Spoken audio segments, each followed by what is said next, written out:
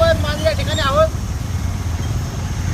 2-3 दिवस झालं अतिशय मुसळधार पावसामुळे PMRDA PWDच्या गलथान कारभारामुळे आज या ठिकाणी पाणी साचण्याची वेळ आलेली आहे. आज या ठिकाणी आम्ही काहींना पायी जाण्यासाठी देखील अडचण होत आहे.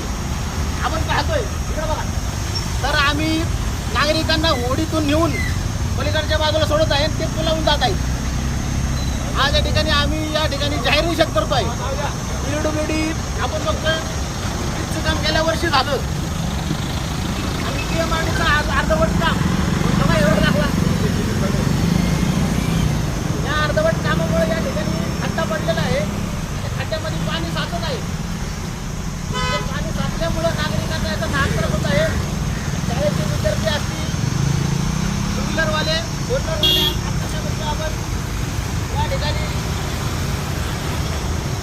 अर्ध्या गाड्या जवळजवळ पाण्यामध्ये गेलेल्या आहेत. या ठिकाणी PMRDA PWD आणि PMC हडपसर क्षेत्रीय कार्यालय जर कुठला अपघात घडल्यास संबंधित अधिकारी जबाबदार असतील याची सर्वांनी नोंद घ्यायची.